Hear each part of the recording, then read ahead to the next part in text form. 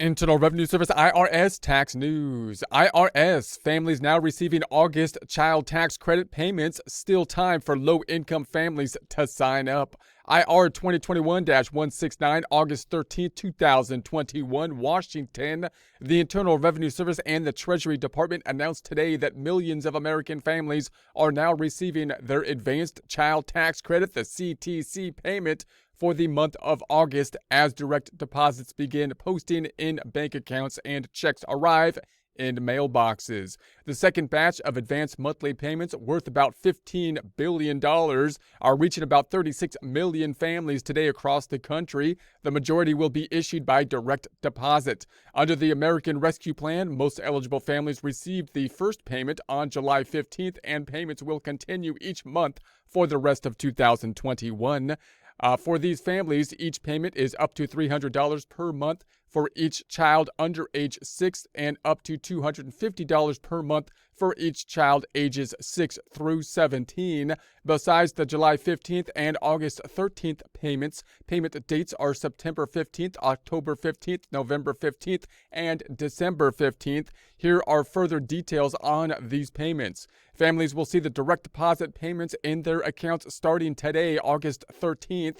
Like the first payments, the vast majority of families will receive these payments by direct deposit. The IRS wants to alert some recipients who received direct deposits in July that they will receive the August payments by mail. Due to an issue expected to be resolved by September payments, a percentage of these receipts, less than 15%, who received payments by direct deposit in July will be mailed paper checks for the August payment.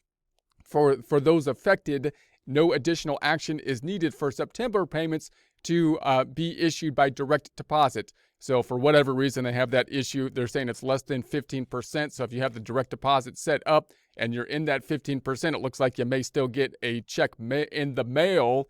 And if you get a check in the mail, you might say, hey, I set up the direct deposit and something's messed up now. Do I need to do anything? Does action need to be taken on my part in order to reset up the direct deposit? And it looks like they're saying no here. That was the IRS's fault, only for 15% of the payments. You got the paper check, maybe a little bit inconvenient this time, but they should be good to go for the next one, back to the direct deposit without any further action, it looks like they are saying. So families can visit the Child Tax Credit Update portal, there's a link to that here, to see if they're receiving a direct deposit or paper check this month. So you can go to the Child Tax Credit Update portal link. There's a link to that, in other words, right here. There'll be a link to this in the descriptions.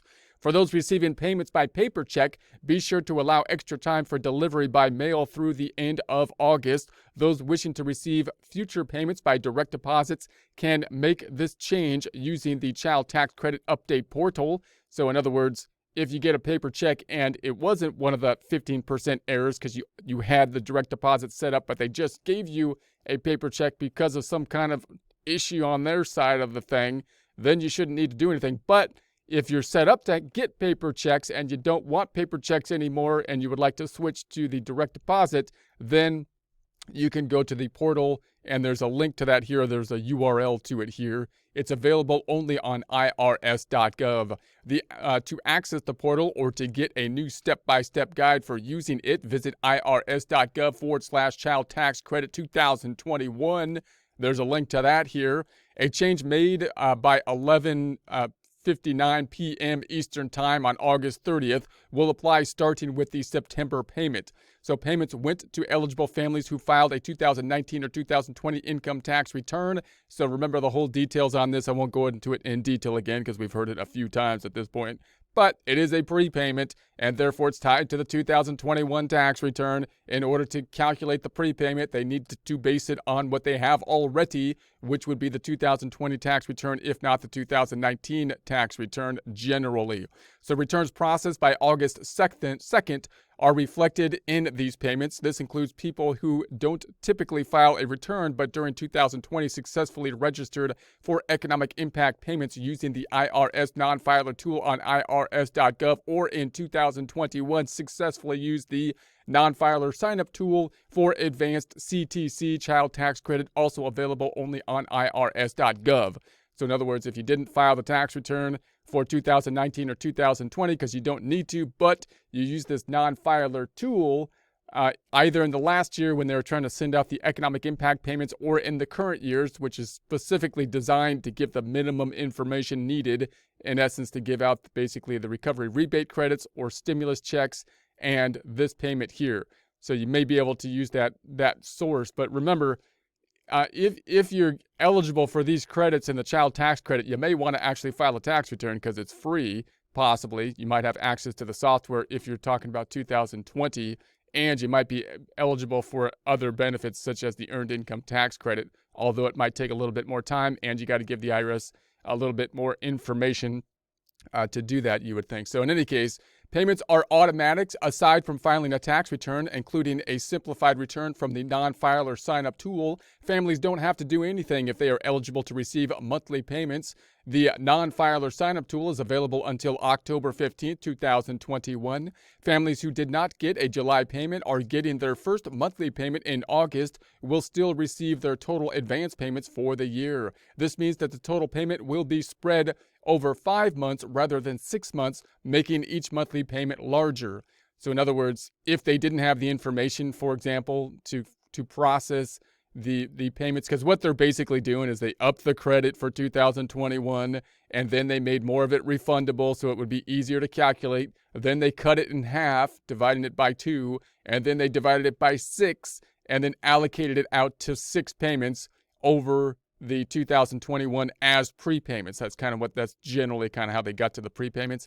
But what if you're in a situation where you didn't get the first payment because they didn't know about it, and then you filed the tax return, giving them the information that would have qualified you for the prepayments, and you already missed one? Well, then it looks like they're saying that we're going to take that half of the credit, instead of dividing it by 6, we're going to divide it by 5 and allocate it, in essence, to the rest of the year. So if you missed a payment, you would think that you would get 5 payments that would be larger, equaling the same amount of the prepayment, which I believe is half of the total credit that would be calculated in 2021, given the fact that they also adjusted the calculation, increase in the amount, and making it refundable. That's my general scenario on that. So in any case, this means that the total payments will be spread over 5 months, either rather than 6, making each monthly payment larger. So for those families, each amount is up to $360 per month for each child under age 6 and up to $300 per month for each child ages 6 through 17. Additionally,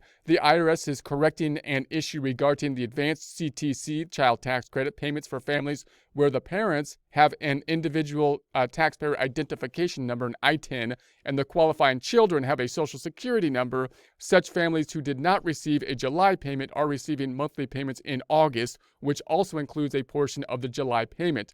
They will receive the remainder of the July payment in late August.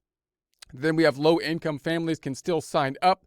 It's not too late for low-income families to sign up for advanced CTC child tax credit payments. The IRS urged anyone who normally isn't required to file a tax return to explore the tools available on irs.gov, irs.gov. These tools help determine eligibility for advanced CTC child tax credit or help people file a simplified tax return to sign up for these payments, as well as economic impact payments and the recovery rebate credit.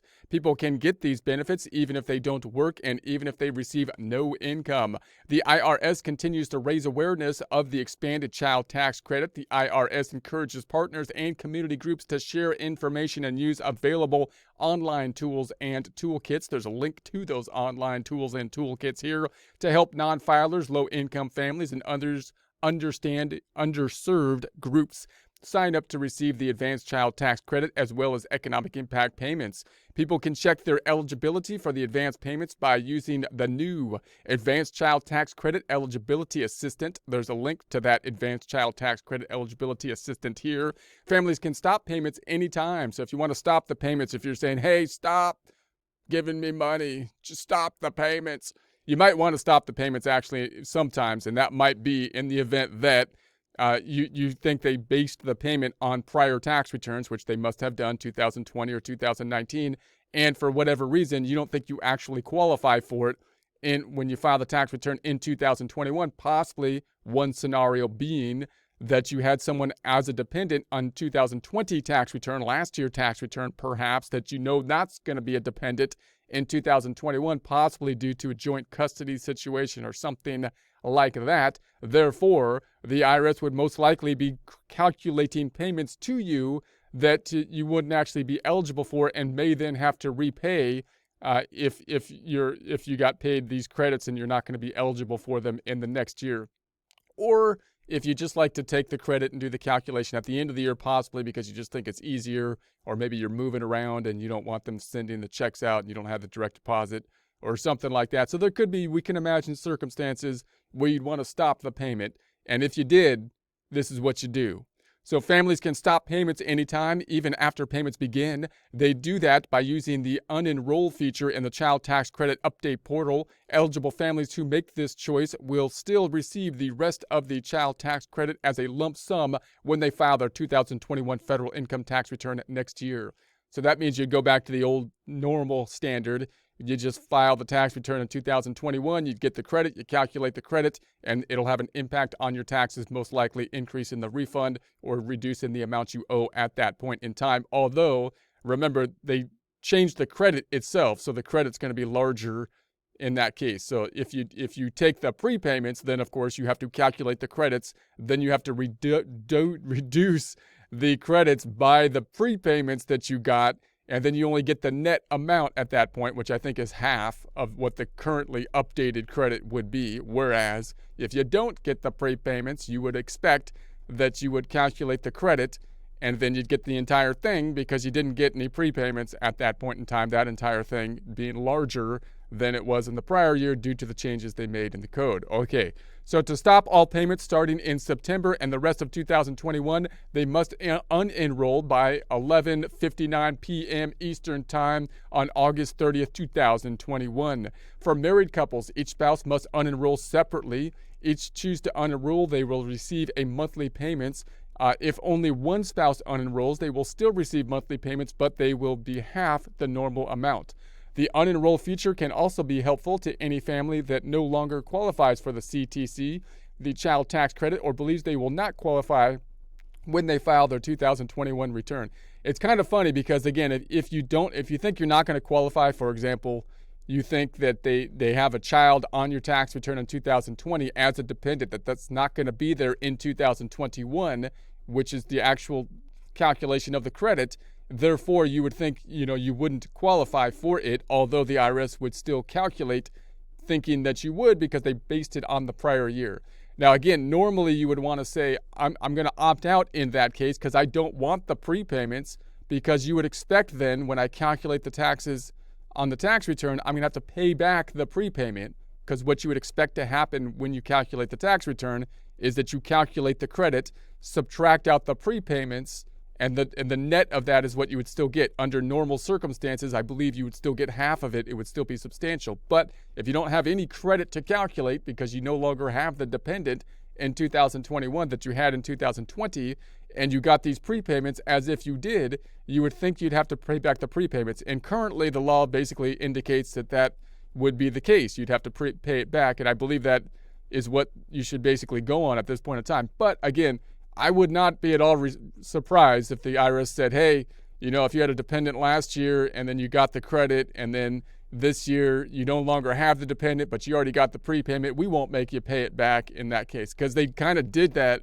on the other prepayment scenario. They did that with the prepayment for the health insurance. They basically said, if you got the prepayment and paid off the health insurance and you overpaid the health insurance more than you were qualified for, then they waived it, basically, I believe, last time. So we've seen precedent that they've kind of done that. That doesn't mean they're going to do it for this time, and I wouldn't plan on it personally.